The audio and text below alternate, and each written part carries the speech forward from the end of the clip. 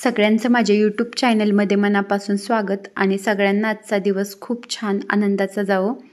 तर आज आळूच्या वड्या बनवायच्या आहेत, त्यासाठी आळूची पानं न्यायला आलेली आहे।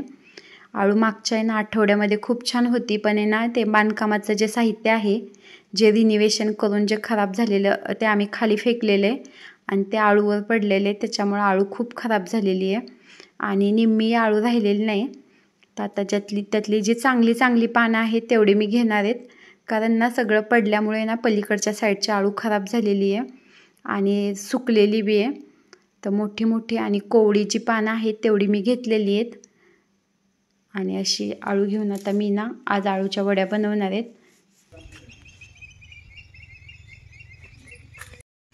पानांना माती वगैरे चिकटलेली असते आणि किडेही फिरलेले असतात झाडांवरचे, त्याच्यामुळे पहिल्यांदा ही पानं आहेत मी अशी पाण्यामध्ये टाकलेली आहेत आणि थोडा वेळ पाण्यामध्ये राहिली म्हणजे त्याला चिकटलेली माती धूळ सगळं निघून जाईल आणि स्वच्छ होतील।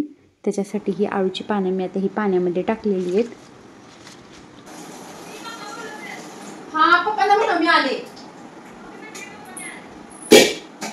गाईच्या धारेची वेळ झालेली आहे आणि तिला पेंड ठेवायची आहे, त्याच्यामुळे आता पहिल्यांदा गायला पेंड ठेवून घेते। धार काय मी काढत नाही, कारण गाय मला धार काढू देत नाही।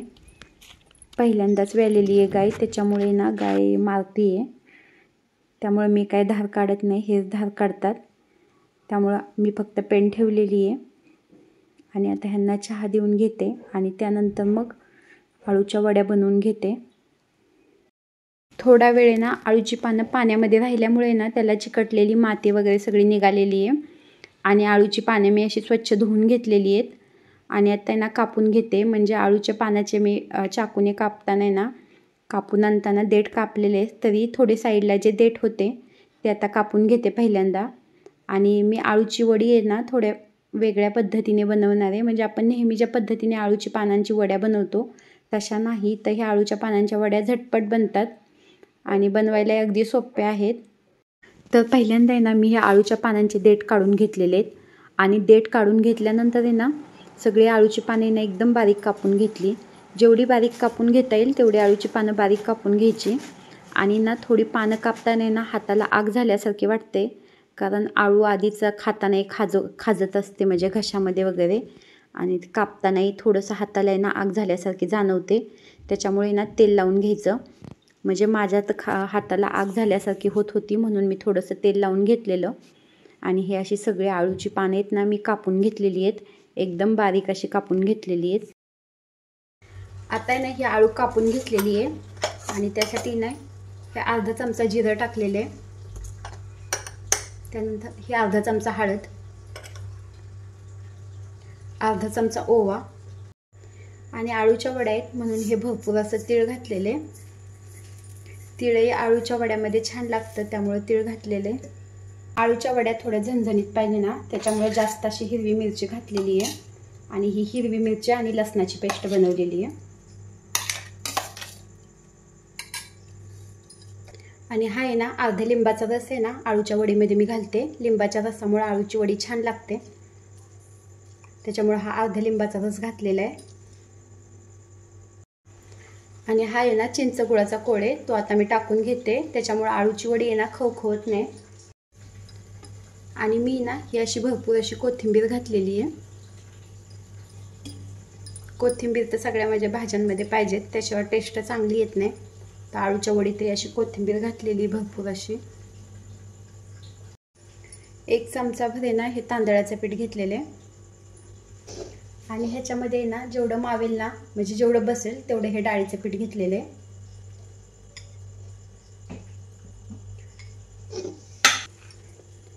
चिंचेचा कोळ आणि जे लिंबू आहे त्याचं पाणी आहे आणि बघू आता हे कसं किती घट्ट होतंय, त्यानुसार मग की नाही जास्त पातळ नाही, थोडंसं घट्टच पीठ मळायचे।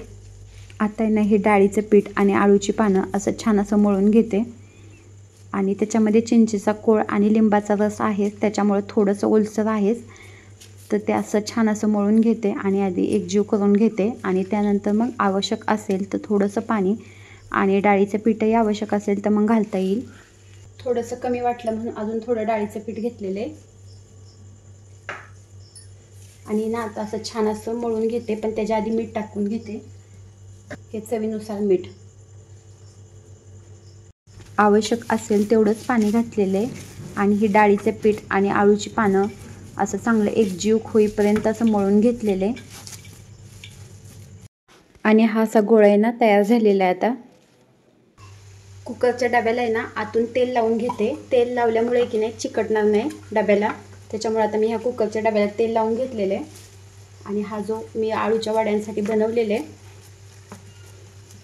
ते असं हे करून घेते, म्हणजे ना साईडला चिकटणार नाही आणि लगेच निघेल. आणि अशा पटकन होतात आळूच्या वड्या. आता आहे ना इथं मी कुकर ना गरम व्हायला ठेवलेला आहे.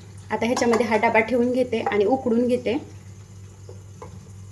कुकरची शिट्टी काढलेली आहे आणि 20 मिनिटं उकडून घेते, म्हणजे उकळताना की वड्या तयार होतील. आणि वड्या की नाही तुम्ही तळून घेऊ शकता किंवा मग की नाही हे तेलामध्ये ना फ्राय करू शकता. तर आता 20 मिनिटं आहे ना ह्या वड्या अशा उकडून घेते.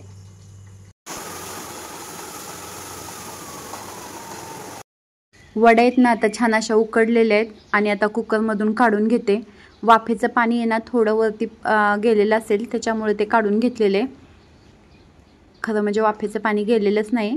आणि ना चाकूच्या साह्याने ना आधी साईडने फिरवून घेतलेले आणि तेल लावल्यामुळं अलगद अशा वड्या निघालेल्या आहेत. आणि आता ह्या अशा कापून घेते. तुम्हाला हवे त्या आकारात तुम्ही वड्या कापू शकता. मी अशा चौकोनी आकारात अशा कापून घेतलेल्या आहेत वड्या ह्या. आणि अशा पद्धतीने वड्या एकदा करून बघा, एकदम झटपट होतात, एकदम खायलाही मस्त लागतात. आणि तुम्हाला तेलामध्ये तळायचे असतील तर तळू शकता किंवा ना जास्त तेल टाकून ना फ्राय करू शकता. तशा मी ह्या अशा कापून घेतलेल्या आहेत सगळ्या वड्या. आता आहे ना ह्या कढईमध्ये मी तेल ओतलेलं आहे आणि त्याच्यामध्ये ना ह्या कापलेल्या वड्या ना टाकून घेतलेल्या आहेत. ह्या तेलावरती ना अशा चांगल्या कडक होऊ द्यायच्या बारीक गॅसवरती. तळल्यावर तर जास्तच कुरकुरीत होतात, पण मी ना कमी तेलामध्ये अशा कढईमध्ये की नाही कडक करून घेणार आहेत. तर आता मी ह्या तेलामध्ये टाकलेले आहेत आणि गॅस थोडा बारीकच ठेवलेला आहे. आणि बाकीचं होईपर्यंत ना वड्या अशा छान कुरकुरीत होतील. तर आता हे बघा अशा छान अशा वड्या तयार झालेल्या आहेत, मस्त झालेल्या आहेत कडक. आणि अशा पद्धतीने वड्या नक्की बनवून बघा. आणि तुम्ही जर माझ्या चॅनलवर नवीन असाल तर माझ्या चॅनलला सबस्क्राईब करा, व्हिडिओला लाईक करा, कमेंट्स करा आणि व्हिडिओ आवडत असतील तर शेअरही नक्की करा.